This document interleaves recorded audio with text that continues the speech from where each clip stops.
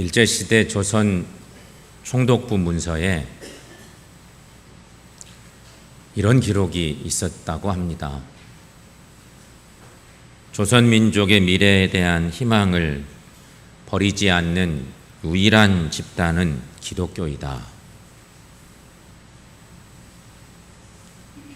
시점이 일제시대 조선 총독부 문서 속에 있는 그런 내용이 이런 글이었다는 것이죠. 이만큼 한국 기독교는 민족의 미래에 가장 큰 희망이었던 때가 있었습니다. 적어도 일제시대 성도들은 나라와 교회를 한 마음으로 사랑했다는 증거입니다. 교회 사랑, 나라 사랑이 이분법적이지 않고 일치하는 사랑을 했다는 것이죠. 당시 기독교인들은 주님을 사랑하듯이 교회를 또 나라를 사랑했다는 증거입니다. 그래서 기독교는 사회적 위상이 매우 높은 시대였습니다. 일제시대 거의 대부분 그랬습니다. 그러니 총독부 문서에 이런 문서가 있는 거죠. 그렇다면 여러분, 지금 나는 얼마나 나라를 사랑하고 교회를 사랑하고 있습니까? 오늘은 특별히 평화통일주일인데 우리가 나라 사랑하는 마음들을 얘기하기 전에 교회를 얼마나 사랑하는지를 한번 확인해 보면 그 교회 사랑이 나라 사랑으로 이어지고 있는지, 아니 그 이전에 내가 교회를 얼마나 사랑하고 있는지 우리 스스로 확인하고 다짐해 볼 시간입니다. 유명한 무디 목사님이 교회 부흥의 비결을 묻는 교역자들에게 이런 말을 남겼다고 합니다. 유명한 부흥 강사 목사이니까 교회 부흥의 비결을 목회자들이 물었어요. 그럴 때 이런 대답을 했습니다. 교회가 부흥하려면 자기 영혼의 문제를 매일 5분씩만 진실하게 생각하고 기도하는 사람 20명이 당신의 교회에 있다면 당신의 교회는 반드시 부흥할 것이다. 이렇게 얘기했다는 것입니다.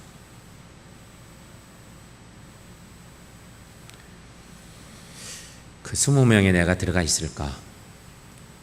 우리 교회에는 무디 목사가 얘기하고는 20명의 교인들이 있을까? 이런 생각들을 해봄직합니다. 바울은 빌립보서 3장 12절 말씀에서 나는 그리스도 예수께 잡힌 바 되었다고 고백을 하는 유명한 말씀을 만납니다. 믿음의 사람의 위대한 고백인데 바울은 그리스도의 종된 것을 자랑합니다. 그리스도의 종이라는 사실을 영광되고 존귀하게 여기고 있습니다.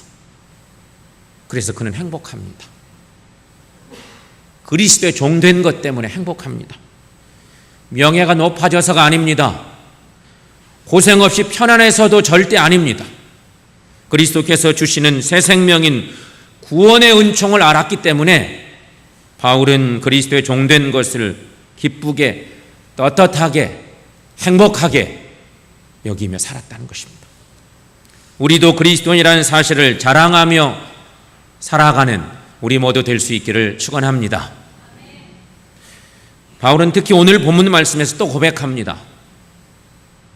오늘 본문 골로새 1장 24절 말씀, 여러분 자막 통해서 한 목소리로 말씀 받아보겠습니다.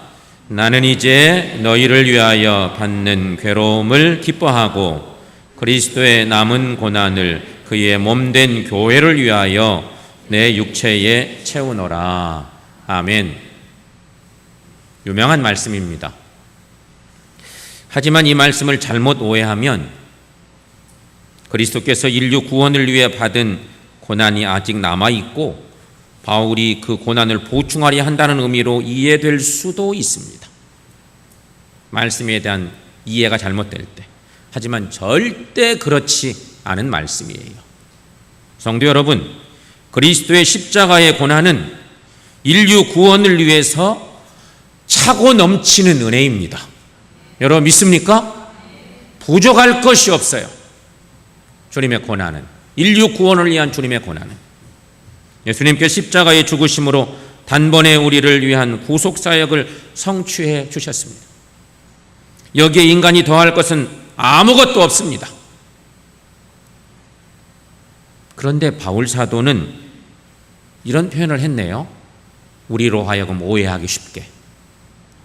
바울 사도는 다만 그리스도의 복음이 전파되는 과정에서 필연적으로 찾아오게 되는 고난을 그리스도의 남은 고난으로 표현하고 있습니다.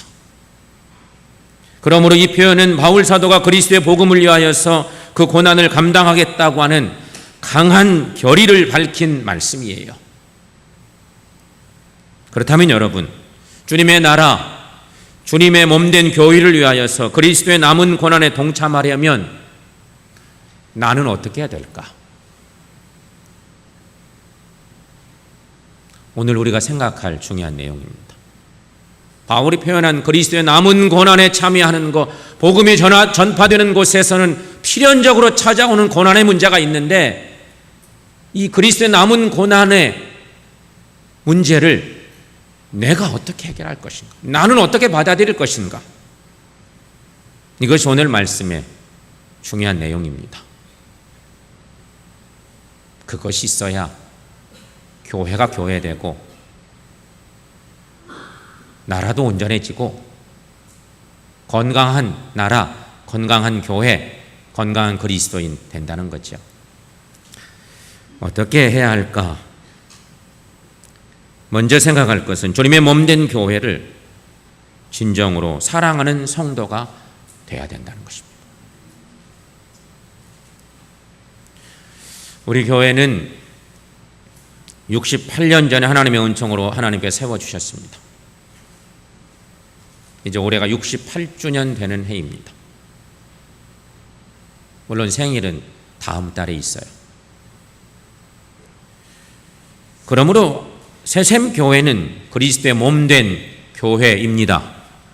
여러분 믿습니까? 주님의 교회예요.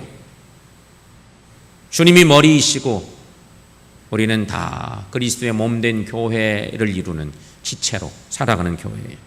뿐만 아니라 하나님께서는 하나님의 나라를 이루기 위해서 우리 한 사람 한 사람을 주님의 몸된 교회로 불러주셨습니다. 그러므로 믿음의 자부심을 가지시기를 바랍니다. 그 자부심 속에서 주님의 몸된 교회를 진정으로 사랑하는 우리 모두가 될 수 있기를 축원합니다. 한 학교에는 클래스마다 학생들이 이렇게 있죠. 학교에 한 반이 요즘 한 40명, 더 적어져서 20명 있는 데도 있다고 하대요. 한 40명의 학생이 있다고 해봅시다. 40명의 학생들을 선생님 한 분이 담임하시면서 또 많은 선생님들이 가르치면서 갑니다. 40명의 학생들이 한 반에서 똑같은 조건에서 공부하고 똑같이 땀 흘리고 애쓰고 목표를 향해서 달려가고, 하지만 몇 명의 우등생이 있고 몇 명의 열등생이 반드시 나옵니다. 선생님들의 생각에는 모두가 다 우등생이 됐으면 좋겠어. 근데 몇 명의 우등생이 있으면 몇 명의 열등생이 있고 나머지는 중간쯤에서 다 그렇게 학교 생활을 하는 것이에요. 그렇죠? 그건 기정사실입니다. 교회는 어떨까요? 교회도 같습니다. 교회도 똑같아요. 200여 명의 교인이 있다고 해봅시다. 모두가 다 우등생 될 수 있겠습니까? 우등교인이죠. 모두가 다 좋은 교인이 될 수 있을까? 그 가운데 어떤 사람은 철새 같은 사람도 있습니다. 절기 교인도 있고 손님 교인도 있습니다.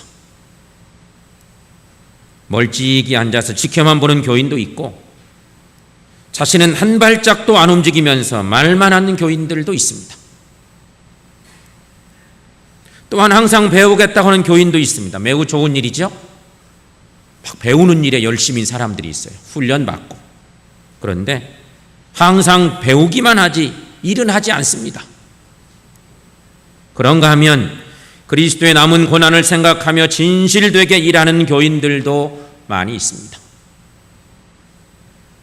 성도 여러분, 시시한 변두리 교인 되지 말고 책임적인 교인, 기둥 같은 교인, 교회를 사랑하는 교인들 모두가 될 수 있기를 축원합니다. 책임적인 교인이 되면 달라지게 돼 있어요.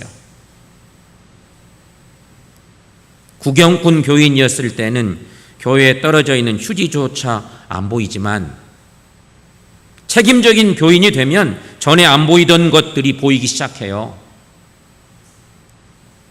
교회에 관심이 생겨요.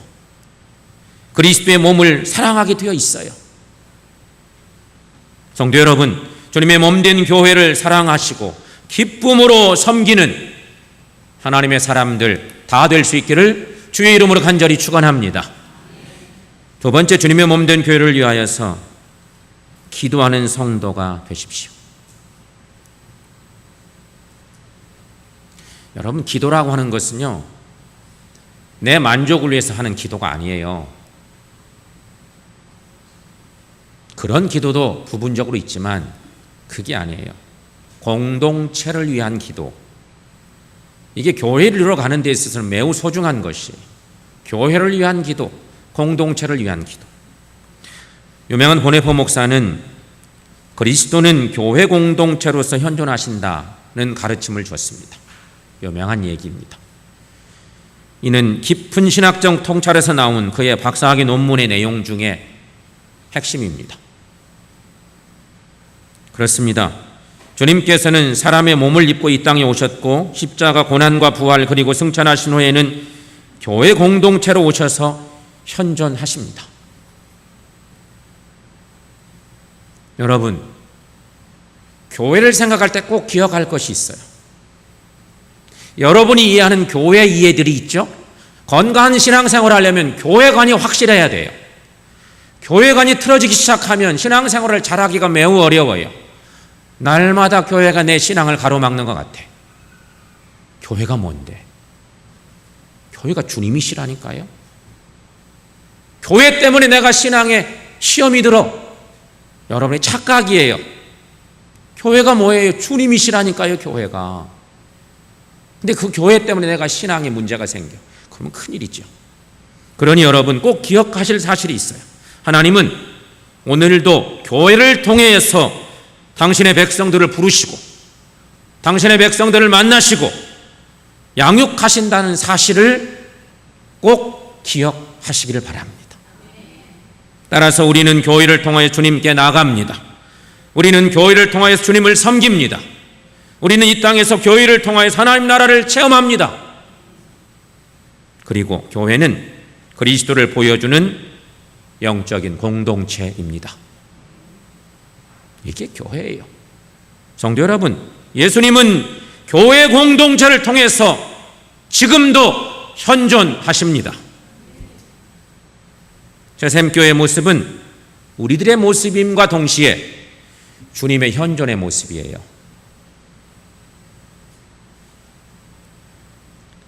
그것이 맞는 얘기예요. 교회관이 삐뚤어져 있으면 바꾸셔야 돼요. 평생 신앙생활 하는데 교회 때문에 걸림이 되면 절대 안 되잖아요. 그러므로 여러분, 우리 모두 사랑으로 하나 되어서 가장 아름답게 그리스도의 현존을 보여주는 우리 모든 교회 공동체 될 수 있기를 축원합니다. 30여 년간 목회하면서 강단이란 유명한 잡지를 만들어 온 스피노드 목사님은 교회를 평가하며 이렇게 말했다고 합니다. 교회는 산 교회와 죽은 교회로 구별됩니다. 살아있는 교회는 어떤 교회입니까? 주차장이 좁아서 문제가 되는 교회는 살아있는 교회이고, 주차장이 넓어서 문제가 없다고 하는 교회는 죽은 교회입니다. 또 살아있는 교회는 계속적으로 변화하는 교회입니다. 뭔가가 계속 달라집니다. 달라지는 것이 없다면 죽은 것이 아닌가 의심해 봐야 합니다. 또 산 교회는 젊은이들이 시끌시끌한 교회이고 조용한 교회는 공동묘지같이 죽은 것이며 일꾼이 모자라는 교회가 산 교회이고 일꾼이 남아돌아가는 교회는 죽은 교회입니다. 교회에 나올 때마다 새 사람이 많아서 항상 낯설어요 하는 교회가 산 교회이고 선교를 많이 하고 일을 많이 하는 교회가 산 교회이고 베푸는 자로 가득한 교회가 산 교회입니다. 또한 믿음으로 계획하고 믿음으로 추진한 교회, 봉사로 인해 바쁜 교회가 산 교회입니다. 그러나 말만 많고 생색만 내는 교회는 죽은 교회입니다. 성도 여러분, 우리 교회가 살아있는 교회가 되어야 되겠습니다. 이제 우리 교회가 주님을 보여주는 교회, 그리스도가 마음껏 나타나는 교회가 되도록 한 마음으로 기도하며 나아가는 우리 모두가 될 수 있기를 축원합니다. 세 번째, 주님의 몸된 교회를 위하여서 몸과 마음과 물질을 드리는 성도가 되십시오. 바울이 자신의 육체의 그리스도의 남은 고난을 채우겠다고 한 말은 헌신과 희생의 삶을 다시 한번 결단한 자기 결단입니다. 여러분, 우리들에게도 이런 결단이 필요합니다. 주님의 제자라면 그리스도를 위한 고난을 함께 나누는 사람이에요. 교회는 그리스도의 제자들이 필요해요. 그래서 그리스도의 고난을 함께 나누는 사람, 이게 그리스도의 제자 그룹이에요. 성서에 나타난 초대교회 지도자들을 한번 생각해 보십시오. 야고보, 스데반, 그리고 바울, 그 외 예수님의 모든 제자들, 이들은 많은 고초를 겪었고 결국 복음을 위해 목숨을 내놓았습니다. 여러분, 진실로 그리스도를 사랑하는 사람은 몸된 교회도 사랑합니다.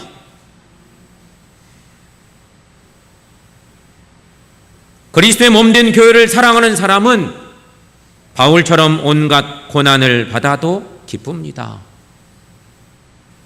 이런 고난은 모두 그리스도의 고난이기 때문입니다. 성도 여러분, 진정으로 예수 그리스도를 사랑하십니까? 주님을 사랑하십니까? 그렇다면 진정으로 교회를 사랑하시기를 바랍니다. 왜냐하면 교회는 주님의 몸된 영적인 공동체이기 때문인 것입니다. 그러므로 주님을 사랑하는 마음으로 몸과 마음과 물질을 들여 교회를 사랑하며 섬기는 우리 모두가 될 수 있기를 축원합니다. 오늘은 해방 71주년을 맞는 평화통일 주일입니다. 이렇게 민족의 해방을 맞기까지는 71년 전으로 돌아가 볼 때, 그러니까 한 100년 전에 우리 믿음의 선각자들을 생각해 볼 일인데, 이렇게 민족의 해방을 위해서 수많은 민족의 지도자들과 교회 지도자들, 신앙인들의 희생이 있었기 때문이었다는 거죠. 그때는 기독교인들이 정말 적었습니다. 숫자는 적었는데 기독교적인 사회적 위상이 너무 높고 주님 사랑하듯이 교회 사랑하고 나라 사랑하는 믿음의 사람들이 태반이었기 때문에 적은 그리스도인들이었지만 사회적 영향은 대단했다는 것이죠. 그때를 우리가 배워야 돼요. 너무 안일하게 신앙생활하고 또 그렇게 사회생활하고 있는 우리의 모습을 보게 되는 것이죠. 일제시대 신사참배를 강요할 때 신사참배를 반대하며 그 고난의 지기를 걸어갔던 이기선 목사님이라고 하는 분이 계신답니다. 목사님은 일본 경찰에 체포되어서 고문을 받게 되었습니다. 그러나 목사님은 고문을 받을 때마다 계속 이렇게 고백했다는 것입니다. 주님은 저를 위해 피 흘려 돌아가셨는데 저도 고문받게 하시니 감사합니다.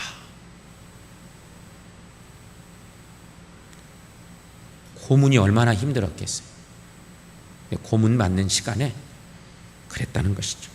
어느 날 일본 경찰이 묻습니다. 영감, 목사에게 영감,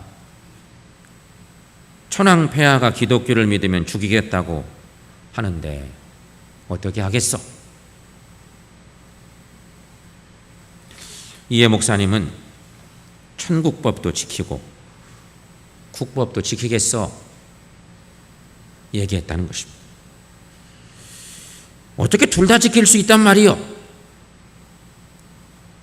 형사가 물을 때 목사님은 이렇게 대답했다는 것입니다. 하나님이 예수 믿으라고 했으니 예수 믿고 천황이 죽으라고 했으니 죽으면 됩니다. 이렇게 당당하게 맞섰다는 것이죠. 여러분, 이기선 목사님이라고 생명이 아깝지 않고 죽음이 두렵지 않고 고문이 고통스럽지 않았겠습니까? 그러나 놀랍게도 우리 신앙의 선배들은 환난과 핍박과 고문을 받으면서도 그리스도의 남은 고난을 자신의 육체에 채우는 믿음을 지켰다는 것이죠. 목숨 걸고 나라 사랑하는 마음으로 그렇게 믿음 지켜가고 교회를 지켜가고 신앙을 지켜가는 그러한 위대한 믿음의 본을 보여주셨다는 것입니다. 성도 여러분, 우리에게도 이런 신앙의 결단이 있기를 축원합니다. 요즘 우리는 잘 압니다. 기독교 위상이 땅에 떨어져 있다는 것을. 기독교인 많은데 많은 만큼 영향 못 주고 기독교 위상이 땅에 떨어져 버렸습니다.